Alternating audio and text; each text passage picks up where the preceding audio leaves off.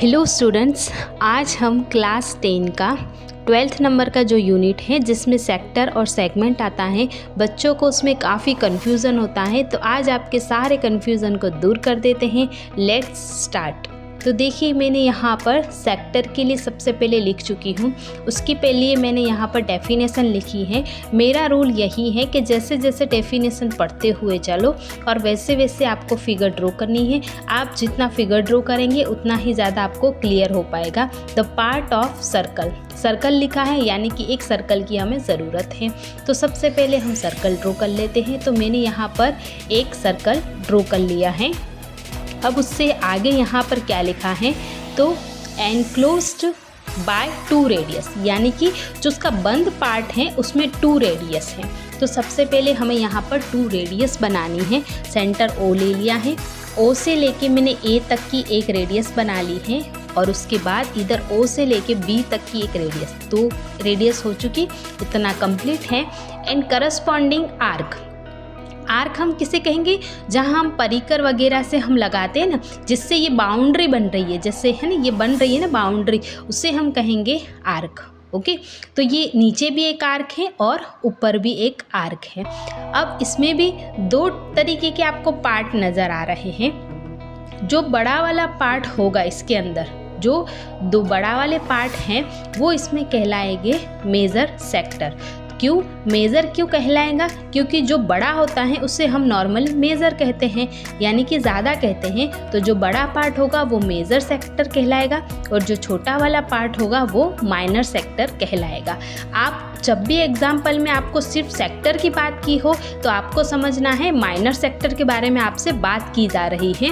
और अगर आपको जब मेजर सेक्टर फाइंड आउट करना होगा तब आपको स्पेसिफिक वहाँ पर बताया गया होगा कि आप यहाँ पर मेजर सेक्टर को फाइंड आउट करें। तो ये सेक्टर के बारे में हो चुका है। सॉरी गाइस, अभी मैं आपको इसके बारे में लास्ट में इसका एरिया के बारे में भी बताऊंगी कि इसका एरिया कैसे फाइंड आउट करते हैं। तो पहले हम इसका सेगमेंट के बारे में पढ़ लेते हैं। तो देखिए, अब मैंने यहाँ पर सेगमेंट के लिए लिख चुकी हूँ। अगेन हमने जैसे लिखी है वैसे डेफिनेशन के मुताबिक एक सर्कल ड्रॉ कर लिया है। डेफिनेशन में बताया है कि एक हमें कॉर्ड ड्रॉ करनी है, तो मैंने कॉर्ड भी ड्रॉ कर ली है। अब आर्क मैं आपको पहले समझा चुकी हूँ, आप वीडियो में समझ चुके हैं पहले भी। तो देखिए, अब इससे जो आर्क से और जो कॉर्ड से बनेंगे तो इसमें भी अगेन 2 पार्ट बन रहे हैं।